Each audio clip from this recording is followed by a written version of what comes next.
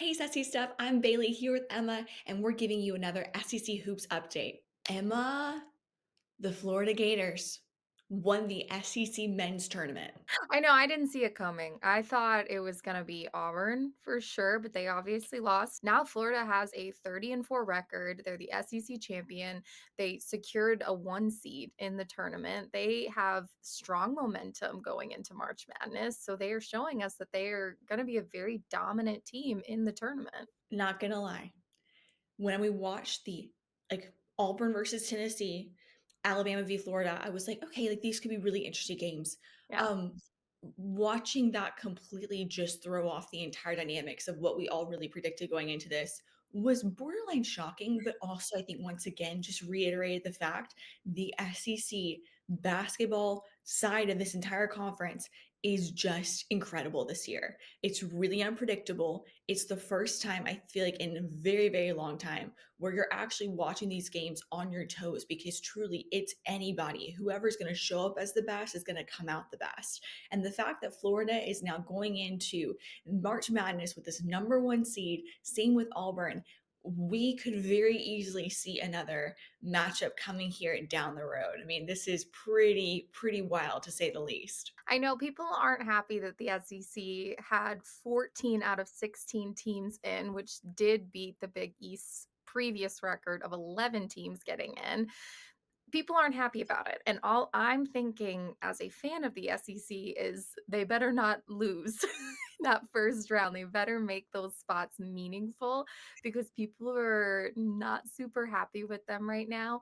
But looking at how amazing this conference has been, obviously, Georgia and Molly did a fantastic video about how the SEC became such a dominant basketball school, and seeing it come to fruition with 14 of our teams getting into the NCAA tournament is just incredible. I mean, I remember when Nate Oates was hired at Alabama, and I'm sitting there rocking with Nick Saban, being like, we just won a national championship for football. We don't really do anything in basketball.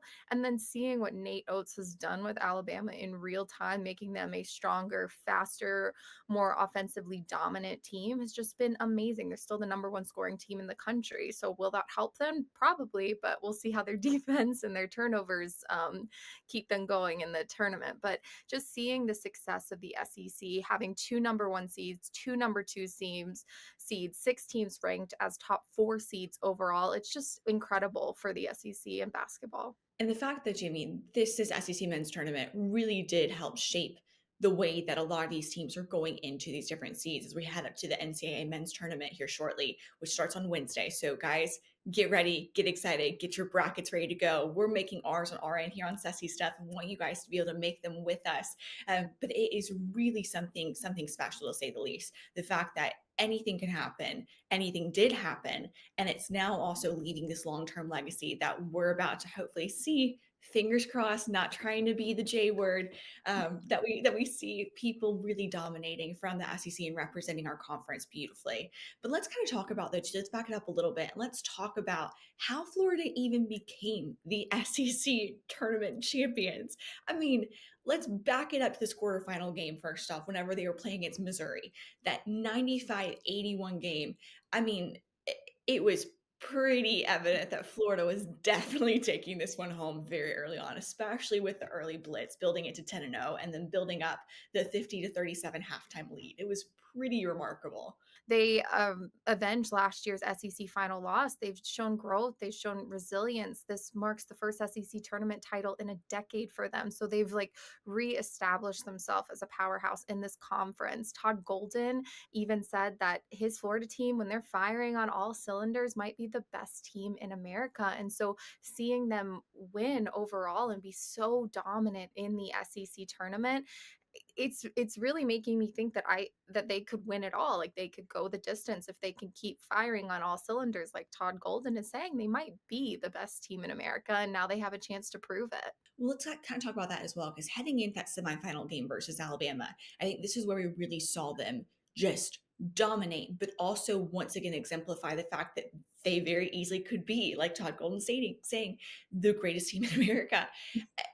They had a 52% accuracy during the entire game, 12 3-pointers, pouring in 104 points. They had a 9-minute surge of just sharp shooting against Alabama from the get go.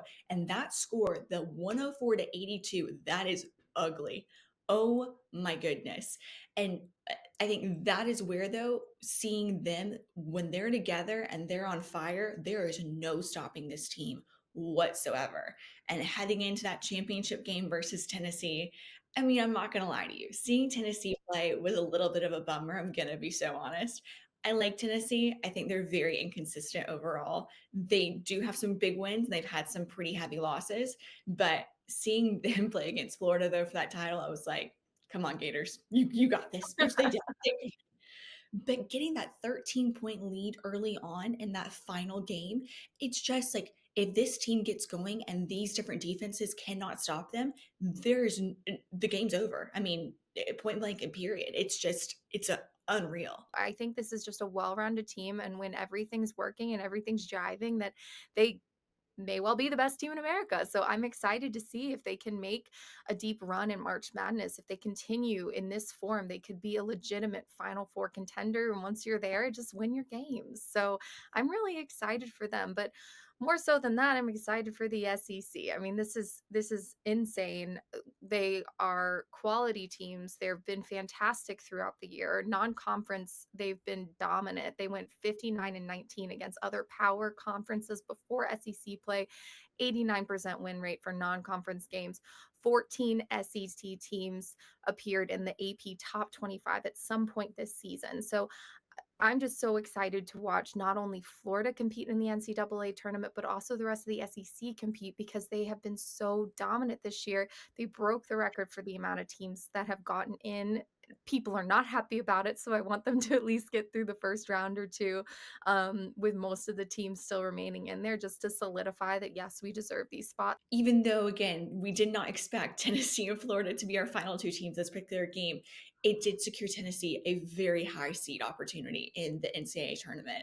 And seeing how even Missouri, looking at where they're being placed, Alabama as well, Auburn still in that number one spot. You got Texas A&M. You've got so many great teams that really have an opportunity to make an impact. And I feel like we're going to see a lot of them go deep as long as they can continue to keep the same lessons they've learned while playing against each other.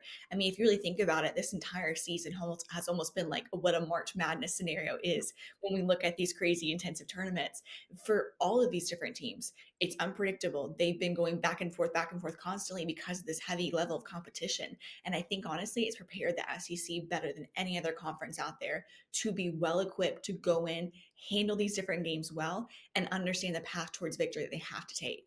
Going down the line, our number one seeds are obviously Auburn and Florida. Number two, Alabama and Tennessee. Number three seed, Kentucky. Number four seed, Texas A&M.